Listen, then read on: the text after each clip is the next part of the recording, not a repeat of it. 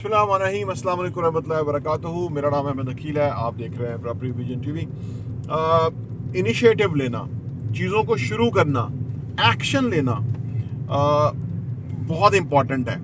और जो एक है ना, एक जो फ्रेज है, लेट्स डू इट। और बल्कि जेमरॉन तो ये कहता है कि if 2 or 3 agree in a common purpose they can do wonders. यानी अगर बहुत ज़्यादा लोग नहीं चाहिए, डजन्स ऑफ पीपल नहीं चाहिए, 2-3 लोग अफेक्टिव, फोकस, ठीक है ना, हम आहंगी के साथ किसी मामले के ऊपर आगे बढ़े तो वो बहुत बड़ा काम कर सकते हैं।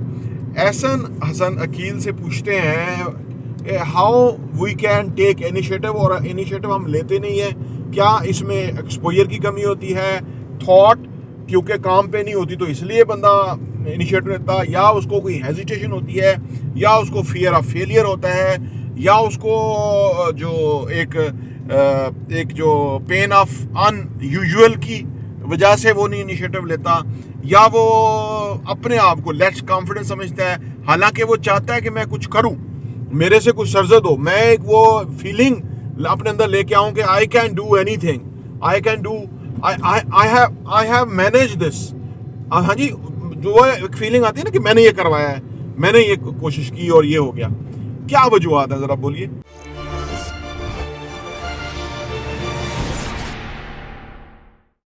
अच्छा देखिए, इसमें ऐसा है कि ये जो बात है ना कि अमल करना है, फिर इसको स्टार्ट लेना, वो है उसमें ये चीज़ है कि ये भी एक ऐसी चीज़ है जो कि और भी काफ़ी सारी चीज़ में शामिल है। जैसे कि लोग कहते हैं कि जी कामयाब होने के लिए आपको मेहनत करनी पड़ेगी, और आपको उसके लिए कोई भी आपको कोई बड़ा काम करना है उसके लिए आपको एक स्पेसिफिक तरीके से कंसिस्टेंसी से काम करना पड़ेगा। अब ये ऐसी चीज़ें जो कि मतलब हर किसी को ही पता है, इसमें कोई नई बात नहीं है, लेकिन ये है कि ज़्यादातर लोग नहीं कर पाते। तो सेम ऐसी ही ये भी चीज़ है कि आपको अगर कोई टास्क कंप्लीट करना है तो उसके लिए आपको स्टार्ट तो लेना पड़ेगा, उसके लिए आपको शुरू करना पड़ेगा। अब ये भी हर किसी को पता है, पहले से ही सबको पता है कि यार हमें कोई ना कोई स्टार्ट लेना पड़ेगा, हमें कहीं ना कहीं से किसी चीज़ को कुछ करना पड़ेगा, उसके बाद ही कुछ होगा। लेकिन ज़्यादातर लोग जो नहीं कर पाते उसकी वजह उसके पीछे एक तो है नहीं है, क्योंकि देखिए जो भी ह्यूमन है, जो भी पर्सन है, उसकी अलग एक नेचुरल उसकी बॉडी है, नेचर उसका माइंड है, तो वो हर किसी की अलग एक पर्सनैलिटी है। अब ऐसा भी हो सकता है कोई बंदा, किसी के कॉन्फिडेंस का प्रॉब्लम होगा तो वो नहीं करना चाह रहा होगा, ऐसा भी हो सकता है किसी मतलब वैसे कोई बंदा डिले कर रहा होगा। तो इसमें काफ़ी सारे मुख्तलिफ चीज़ें हैं, लेकिन ये है कि ये जो चीज़ है इसमें हम किसी को फिक्स नहीं कर सकते कि ये कुछ एक चीज़ की वजह से है। लेकिन ज़्यादातर लोग ये चीज़ इसी चीज़ में फंसे रहते हैं कि वो किसी भी चीज़ को स्टार्ट नहीं कर पा रहे होते, वो किसी भी चीज़ को जो है जो एक छोटा सा टास्क होता है उसको कंप्लीट नहीं कर पा रहे होते, क्योंकि वो कहीं से जब शुरू करेंगे तो उसके बाद ही वो किसी मुकाम पे पहुँचेंगे, किसी के बाद ही, और किसी टाइम लगने के बाद ही वो किसी जगह पे पहुँचेंगे। एक्चुअली जो कुछ शुरू करना है ना, वो ऐसा है कि अगर आपने फिर जेमरॉन कहते हैं कि half dozen things can create a huge difference. किसी भी काम में 6 चीज़ें आप कर लें, 6 एक्टिव स्टेप्स जो हैं वो आपको उस चीज़ में कहाँ से कहाँ ले जाएंगे। बस 600 नहीं, 6000 नहीं, सिर्फ 6 आप उस पर एक्शन ले लें। फर्ज करें कि आप की आमदनी नहीं है, राइट, अब आप बंदे की आमदनी नहीं है, अब वो 6 चीज़ें कर ले। वो कौन सी? नई 1 या 2 स्किल सीख ले, ठीक है। उस अपने काम के ऊपर 4 किताबें पढ़ ले। फर्स्ट करें सेल्स नहीं आती, सेल्स के ऊपर 4 किताबें पढ़ ले अच्छी तरह, या 3 किताबें सेल्स पे पढ़ ले, एक थिंक एंड ग्रो रिच पे पढ़ ले, क्योंकि उसमें भी बार्न्स की मिसाल बहुत ज़बरदस्त है, और बहुत सारी मिसालें हैं कि जिसमें वो थॉमस एडिसन का पार्टनर बनने के लिए आया था। एक शख्स के जिसके पास ट्रेन के टिकट के पैसे नहीं थे, बाल बिखरे हुए, कपड़े ऐसे पुराने से पहने हुए, अजीबोगरीब हुलिये का मालिक बार्न्स जब थॉमस एडिसन के सामने आया तो उसने कहा कि I want to be a partner of you in this company. तो उसने कहा यार तुम इतने बड़ी बात, और ये 12 उसने वो छोटी सी नौकरी दे दी। और बाद में जब एक मशीन बनाई जो कि उनका थॉमस एडिसन उसका सेल्स डिपार्टमेंट नहीं बेच पाया, तो बार्न्स ने कहा कि मैं बेचूंगा, और उसने मेहनत की, उसने उस मशीन को सक्सेसफुली बेचा, बहुत मिलियंस ऑफ डॉलर्स कमाए। उसे 30 साल वो थॉमस एडिसन के साथ रहा। तो जो बुनियादी तौर पे कुछ करने के लिए आपको कोई लाहे अमल चाहिए। 6 चीज़ें आप कर लें तो वो कहाँ से कहाँ पहुँच जाएंगी। जो 2 मैं बता रहा था, किताबें पढ़ लें, कोई 2 स्किल्स का मैंने बताया था, पहले 1 या 2 स्किल सीख लें, 4 किताबें पढ़ लें, ठीक है। अपना हल्का अहबाब में कोई दर्जन नए लोगों के साथ इंट्रोडक्शन बनाएं, ठीक है। डेली अगर आप 10 लोगों को मिलते हैं तो 20 को मिलना शुरू करें। अपना जो ड्रेसिंग है उस पर काम करें, अपनी कम्युनिकेशन पे, बातचीत में, अपना जो आपका कॉन्फिडेंस है उसको अपग्रेड करें, ठीक है। पॉजिटिवली लोगों को सर्व करने की कोशिश करें कि भाई मैं इनकी खिदमत करनी है, ताकि वो जब वो सर्विस या वो प्रोडक्ट ले तो वाओ फैक्टर आए उसको कि यार इतना ज़बरदस्त, इतने क्या कमाल चीज़, मेरी ज़िंदगी इतनी अच्छी कर दी। क्योंकि इंसानों की ज़िंदगी ना छोटी छोटी इंप्रूवमेंट से बहुत ज़बरदस्त बन जाती है। और सबसे बड़ी इंप्रूवमेंट जो किसी इंसान के अंदर आती है वो करैक्टर की आती है, क्रेडिबिलिटी की, जाके लोग उस पर ट्रस्ट करना शुरू कर दें, ठीक है ना। तो इनिशिएटिव लेने के लिए फिर दूसरा ये है कि टू डू लिस्ट, कि अब आप असल में हमारे यहाँ लिखने के इश्यूज है ना कि भाई आपने जो काम करने हैं 1 2 3 4 5 आप लिखें, रोज हर वक्त आप लिखे रहे, जो करना है वो लिखते रहे, उसको फिर नजर में रखे भी क्या करने वाला है, आपकी प्रोग्रेस कई गुना हो जाएगी। और फिर एक और बात जो कि अंग्रेज करता था, जब कहते हैं कि अंग्रेज जो जो जो यहाँ पे वो उन्होंने रूल किया, तो अंग्रेज का जो यहाँ का सरबराह था जो कि फौजी था, वो सारा वक्त सारा दिन फजर से लेके मगरिब तक वो घोड़े पे रहता था और हर जगह सुपरवाइज करता था, हर चीज को वो चेक करता था, इतना डेडिकेटेडली, इतना जान मार के वो काम करता था, ठीक है ना। तो इसलिए इतनी बड़ी अंग्रेज सरकार चल रही थी। और हमारे नवाज शरीफ, जरदारी और ये जो सोफों में बैठे होते हैं जी, आप इनके सोफे चेक करें, उधर से उठने का दिल नहीं करता। हर बंदे को वहां उन्होंने बिठाया हुआ है कि जी आप जो है ना वो एस्टेब्लिशमेंट हमारे मुंह में इक़्तिदार डालने वाली है, तो बड़े बड़े मुंह लेके आगे आ जाओ ताकि ताड़े मुंह से इक़्तिदार पै जाए। गंदियां बीमारियां पड़ी हुई हैं, मुल्क तबाह कर दिया, लेकिन वो खसलतें नहीं गई। इनिशिएटिव लेने के लिए जरूरी है कि आप देखें, ये तो सारा सियासी कल्चर ही मुल्क को पीछे करने के लिए ना, कि हमको सीटें दे दी जिनकी बनती नहीं, जिनको लोग ही नहीं चाहते, दे दी। अगर ये सही मानों में काम किया जाए, एस्टेब्लिशमेंट सही फोकस करे, ठीक है ना। फोकस क्या कि टैक्स कलेक्शन के ऊपर जोर दे, निचकारी फौरी तौर पे करे, अखराजात को घटाए, ड्रास्टिक चेंजेस लेके आए अखराजात के अंदर। और ये जो सोफों में बिठाए हुए इनको लत मारे, इनको चलो जाके काम करो, फील्ड में नजर आओ, लोगों के दरमियान नजर आओ, वोट लेके इधर आके बैठ गए ठंडे कमरों में, गर्म कमरों में। और आप तो ये है प्रॉब्लम हमारा, हम और ये इन्हीं को देखते लोग इसी तरह हो जाते हैं। काम करना तो उनकी मौत है, काम में उनको नफरत है, काम कोई और करे और वो बस बैठ के फ्रूट खाएंगे। अगर एज ए कौम हम इस गंदे धंधे से निकल के सही धंधे पे जाएं, इनिशिएटर्स हों, हम काम करने वाले हों, यकीन करें काया पलट सकती है मुल्क की, लोगों की तकदीर बदल सकती है, क्या कुछ नहीं हो सकता। तो ये है मसला, ये छोटी छोटी चीजें, छोटा छोटा जो इनिशिएटिव्स हैं, छोटे छोटे जो काम है, वो इतने बड़े इम्पैक्ट लेके आते हैं कि कौमों की। ये काइजन फार्मूला क्या है? काइजन फार्मूला जापानीज ने जिसके ऊपर यहाँ तक पहुंच गए, 1945 के अंदर नागासाकी हिरोशिमा के ऊपर जो एटम बम गिरे, वो तबाह हो गए, वहाँ आबादियाँ तबाह हो गई, इमलाक खत्म हो गई, सब कुछ खत्म हो गया। बट उन्होंने काइजन फार्मूले को अपनाया, क्या कि रोजाना थोड़ा बहुत इंप्रूव करना है, थोड़ा बहुत इंप्रूवमेंट करके वो अगले 20 सालों में, यानी 1945 में ये हुआ और 1965 में उन्होंने ओलंपिक्स का इनेकाद किया अपने जापान के अंदर। 20 सालों में उन्होंने कहां से कहां पहुंच गए, और आज जापानीज कौम जो है वो दुनिया उनकी मोतरफ है जी, वो जो कमाल कर रहे हैं और कितनी खुददार कौम थी। एक नुक्ते के ऊपर फोकस किया और कहां से कहां पहुंच गए। हमें भी वैसे ही करना होगा, हमें भी इनिशिएटिव लेना होगा और इन नालायक लोगों को उठा के बाहर फेंकना होगा और खुद अपने चीजों को अपने इख्तियार में लेना होगा।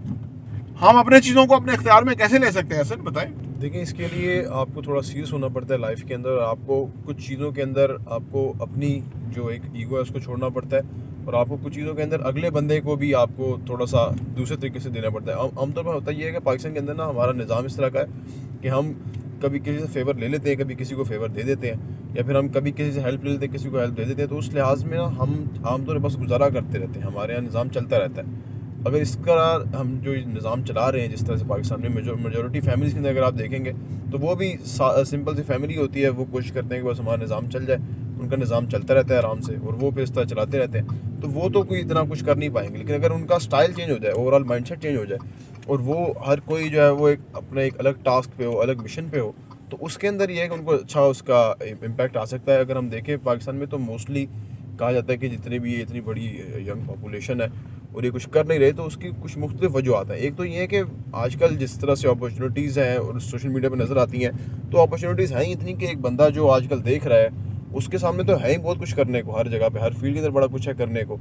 तो उस लिहाज से अब वो अपना माइंडसेट अगर इस तरह का कोई डेवलप कर पाए कि उसने किसी चीज़ को एक को पकड़ना है, उसके बाद उसने उसके ऊपर काम करना है, तो उसके लिए एक बड़ी अच्छी अपॉर्चुनिटी है पाकिस्तान में। क्योंकि पाकिस्तान में अगर आप इस वक्त किसी भी चीज़ पे काम करेंगे तो आपके पास तो काफ़ी सारे ऑप्शन अवेलेबल है। आपको इतनी बड़ी मार्केट है जिसके अंदर आप उसको आराम से स्केलेबल भी बना सकते हैं, आप उसको अच्छी तरह सेल भी कर सकते हैं। तो इस लिहाज से तो पाकिस्तान में ऑप्शंस हैं, लेकिन हमारा जो ओवरऑल माइंडसेट है वो थोड़ा सा चेंज है। हम इतना हार्डकोर तरीके से काम नहीं करते जिस तरह से लोग काम करते हैं, जिस तरह सुनने में आया कि लोग काम करते हैं, उस तरह से हम काम नहीं करते हार्डकोर तरीके से, वरना हमारे लिए बड़े फ़ायदे हैं पाकिस्तान में भी।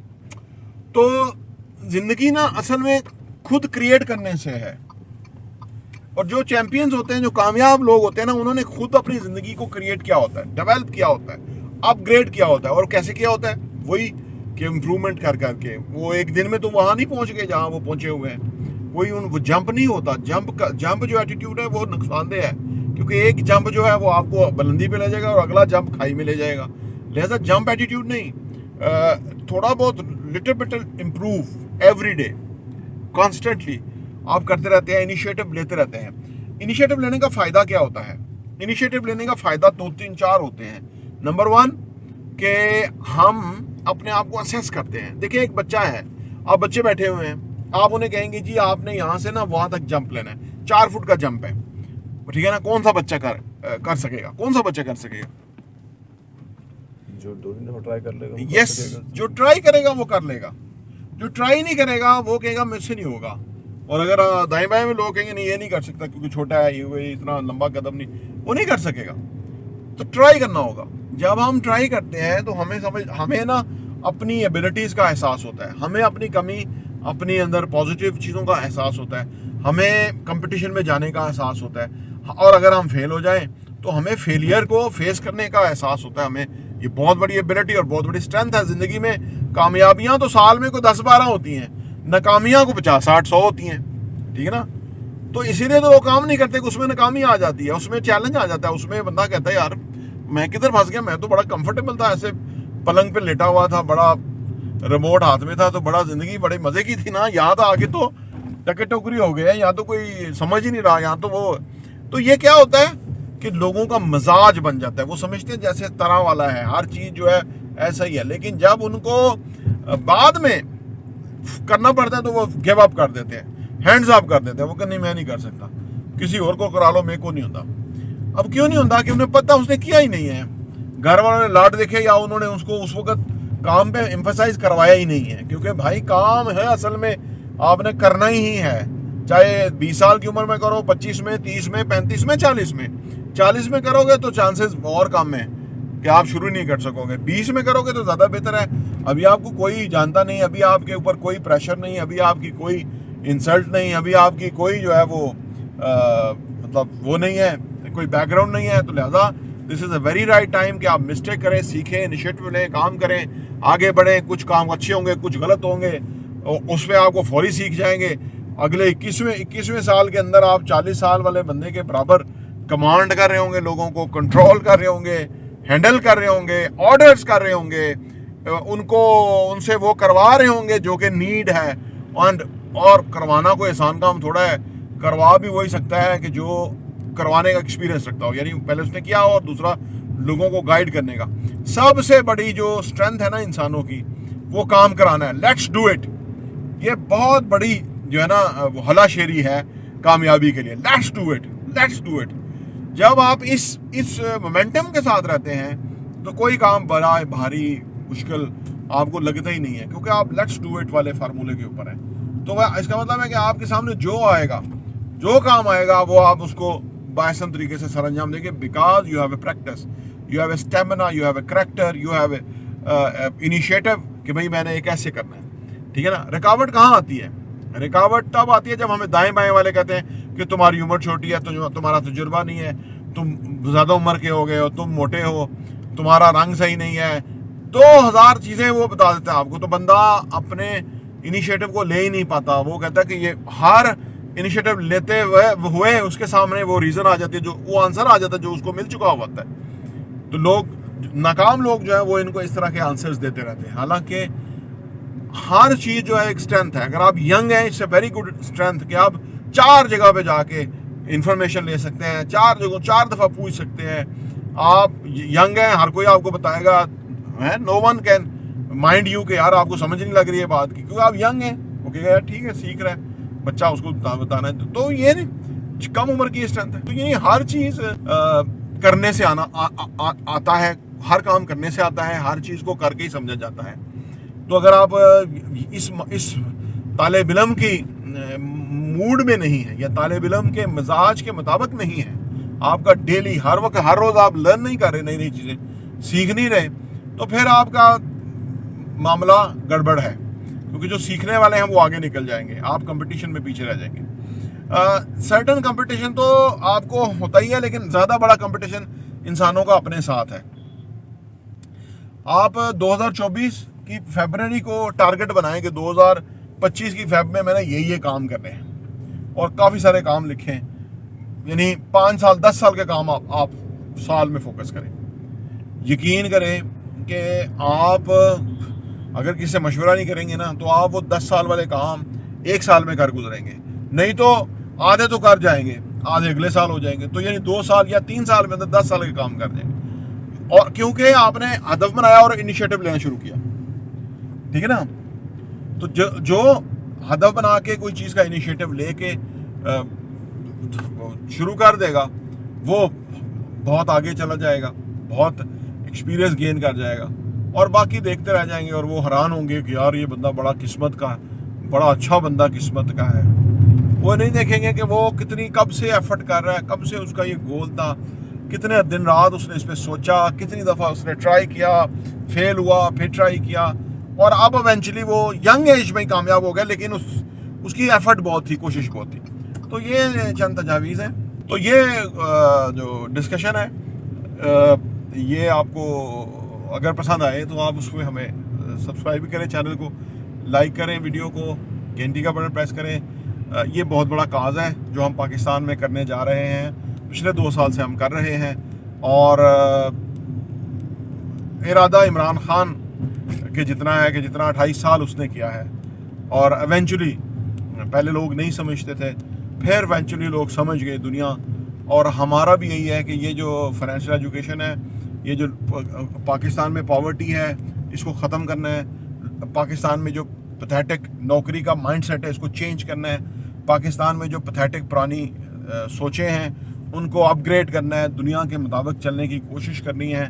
पाकिस्तान को इस लेवल पे पाकिस्तानियों को स्ट्रांग करना है कि हम दुनिया को कम्पीट कर सकें, और हम कर सकते हैं। हमारे में कोई प्रॉब्लम नहीं है। हम एक्स्ट्रा ऑर्डिनरी हैं, हम ब्रिलियंट हैं, हम जीनियस हैं, हम टैलेंटेड हैं, हम पूरी एनर्जी और तवानाई के साथ हैं। सिर्फ हमारे मुल्क का जो सिस्टम है वो गलत लोगों के हाथ में है। जिस दिन वो सही लोगों के हाथ में आ गया, पाकिस्तान ऐसे तरक्की करेगा कि आपकी सोच है। ये मेरा ईमान है, और ये आप भी इसको ज़रूर एक्नॉलेज करेंगे। प्रॉपर्टी इंडिया देखने का बहुत बहुत शुक्रिया।